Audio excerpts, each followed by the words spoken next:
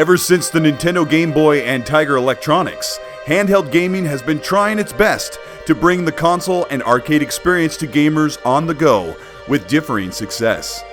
Right now, Nintendo's Switch is dominating the sales charts and in millions of hands every week, and mobile gaming on smartphones is one of the industry's leading revenue streams, from Angry Birds to Pubg and Fortnite. Now, Microsoft and Xbox are serious about mobile gaming with a new service that brings your full Xbox experience to handheld devices with Project xCloud. But is this game streaming service ready for your time and your money?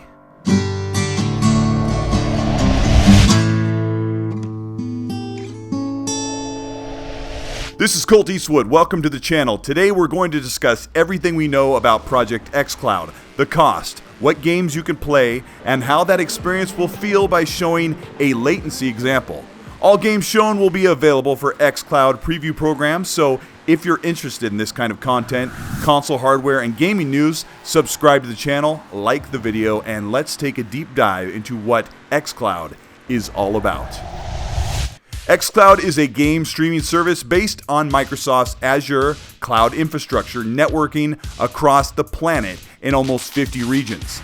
xCloud is the literal Xbox console experience. Your games, your saves, your achievements streaming over a 4G or Wi-Fi connection without connecting to the console.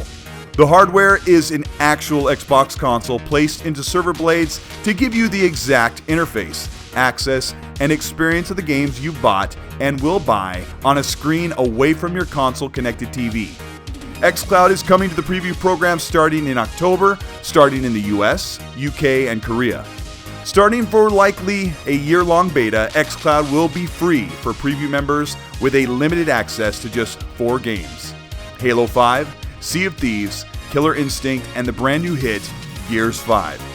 xCloud starts with a limited public preview that starts in October, with new preview members being added in the months throughout 2020 until xCloud launches in full at the end of next year. Here's what you'll need if you get selected: an Android, mobile, or tablet 6.0 version or newer with Bluetooth 4.0. iPhone is not included in the preview program yet, but will most likely be implemented at full launch or later in the preview. If you don't have an Android phone, Android OS tablets are as much as $80 to $150 if you want a bigger screen and a cheaper alternative to switching phones. You'll need a Bluetooth-supported Xbox One controller. This is most every Xbox controller on the market, except for the older launch models made before 2016. All of this will need to be connected to 5 GHz Wi-Fi or a mobile connection with at least 10 megabits per second. The average speed across the US is around 33 megabits per second. Game streaming is not for everyone. There will be exceptions with rural users with slower internet access. Lastly, if approved for the program, you'll need the game streaming app for your phone or tablet, which is an insight to what Microsoft plans to officially name Project xCloud, calling it Xbox Game Streaming. E3 2019 attendees had the opportunity to try xCloud for themselves, hands-on with a few games in Los Angeles, connected to the Azure data center 300 miles north in San Francisco. I had an opportunity to try out Forza Horizon 4 on an Xbox controller with an attached Android mobile screen. Next to me were others trying Halo Wars 2, Gears 4, and Halo 5. Halo 5 was running at the expected 60 FPS, albeit on a condensed, small, shiny screen. The game looked as beautiful as it should, scaled down to a 6-inch screen.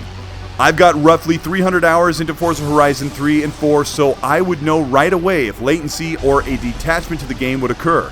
Forza Horizon 4 felt just as I expected, the game I adore on a small screen. I made repeated attempts to test the latency buffer to see if it hindered controls and response, and it did not. At E3 2019, we were in an ideal, controlled environment, but Microsoft and Xbox have worked on 2 important factors to combat latency that comes from sending the game across miles and miles of internet bandwidth. 1. Latency reduction, and 2. Latency consistency. Consistency is important because the brain is able to bypass latency values up to 75 milliseconds until reaction times must be adjusted according to a study by Human Benchmark. 50 milliseconds is the optimal target for gaming and is all factored into wireless controller and TV latency. Project xCloud is boasting a latency count of 67 milliseconds, which sounds far from ideal, but under the tolerance of 75 milliseconds and above that requires brain and motor skill compensation. Microsoft has worked to keep this latency value at 67 milliseconds consistent, as varying latency response will make the experience undesirable. This Halo 5 footage you've been watching has been modified to emulate a 67 millisecond latency in viewing by offsetting the audio behind 4 frames of a 60 frames per second gameplay clip.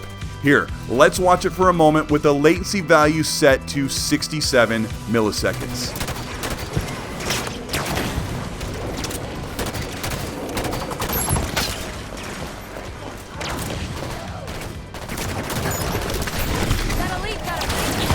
Now that's a 60 FPS game.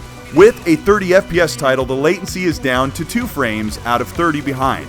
This kind of latency is definitely discernible, and seasoned Twitch gamers on a wired mouse and keyboard with high refresh monitors will be able to first notice lag on game streaming services.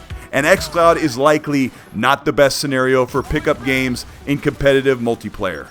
Google Stadia users are experiencing latency delays in the 100 to 200 milliseconds, making shooters unplayable at times. Game streaming is in its infancy though, not even ready for launch, but many experiences across xCloud show us promise of what to come as data centers blossom and internet infrastructure continues to grow exponentially. xCloud Game Streaming Preview is only launching with the access to Sea of Thieves, Halo 5, Killer Instinct, and Gears 5, but they have reportedly added over 25 games to the system behind the scenes, mostly made up of first-party Xbox games for the full launch. But in all actuality, xCloud should be able to support all 3,000 plus games in the Xbox One library as long as all publishers involved allow it. When the service launches in full, likely at the very end of 2020, the Xbox One console generation will be at an end and the all-new Xbox Scarlett console will hit the market. This is where the xCloud shines, as your game streaming experience will not stop. Microsoft will be upgrading and adding Scarlett boards into the Azure Center to give you the next generation experience on the go. At this time, xCloud will surpass the bragging rights of Google Stadia with the most powerful hardware in the cloud that currently beats the Xbox One X and the PS4 Pro. So how much will game streaming cost you? Microsoft and Xbox have not said a word about cost, except for a free option. If you want to stream any and all of your owned digital Xbox One library games, including back and pat titles, you can with Xbox Console Streaming. Console Streaming allows you to connect your Xbox at home over the internet to play your games when you're not home or maybe in the other room. Game streaming even benefits from getting the game directly to your device without the processing of the data center, utilizing your existing 4G LTE speeds directly to your mobile screen. There are variables with your home network to a 4G LTE tower to your device, but this is all planned to improve as the infrastructure advances throughout the regions connected to Azure. So, console streaming is free as advertised by Xbox, but what about xCloud game streaming? xCloud is clearly a paid service, which has the ability to access your games without ever owning or being connected to an Xbox console. One of the first advantages of xCloud that you'll see first is the ability to play a new game from the very first moment it goes to public, meaning that you will not have to wait for a download or even an install of the game. xCloud games are already loaded into the data center, and once a game like Halo Infinite hits the store, you can play it instantly with a press of A, without downloading, without installing. The game will come right to your screen and your wireless controller. xCloud sounds really good and an excellent alternative for gamers on the go, but how much will it cost you to have this kind of access in this service? Microsoft and Xbox likely do not want to charge their existing customers for xCloud beyond the services they already pay for, like Xbox Live Gold and Xbox Game Pass. This is why xCloud will most likely be behind the paywall of Xbox Game Pass. Microsoft wants the world on Xbox Game Pass, Xbox Live, and buying their games from their ecosystem. Offering xCloud with Game Pass is the best way to bring more people in the service with a value that will likely keep them there. Xbox Game Pass provides almost 200 games with all new Xbox first-party exclusives included.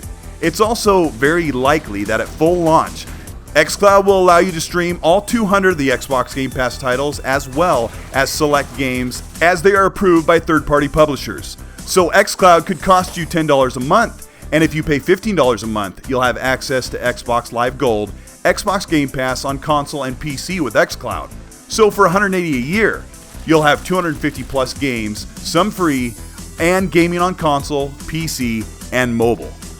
Microsoft wants to get xCloud and Game Pass to as many gamers as possible, and bundling their Xbox Live service, Game Pass, and first-party titles into a package with game streaming, all coming to what is planned to be Android, iOS, and PC at full launch, will change the industry landscape of gaming in more places, more ways to play, and more gamers to share your time with on Xbox with a powerful console, PC, or on-the-go mobile screen.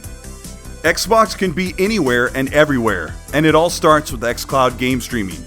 It may not be something we'll use often, but the flexibility and options available to gamers have never been more robust. This is Colt Eastwood. Thank you so much for watching. I've signed up for the xCloud streaming preview program yesterday when the registration link went up. I'm not sure how often I'll be able to use something like xCloud since I'm usually busy when I'm out of the house, and when I'm home, I game whenever I can on my TV. This is why I've waited to get a Switch, because it would be a fourth gaming platform right at home. Everything seems to be moving to streaming services with monthly fees. Personally, I have Prime, Hulu, Netflix, Xbox Live Gold, Xbox Game Pass Ultimate, and soon Disney Plus. Sure, things have changed, but we've also never had more options before, and that's a good thing. If you've learned something from this video, please give it a like and subscribe to support the channel. A lot of what I've said today comes from leaks and a few insiders that I've tried to keep very vague so I can continue to get this kind of information and bring it to all of you. Let me know in the comment section what you think about xCloud and the cost. And don't be surprised if you hear more streaming news like this from Sony for PlayStation Now in the future. And speaking of PlayStation, this is an Xbox-centric video, so there may be a few irritable fans in the comment section, so beware. Be constructive and just be nice.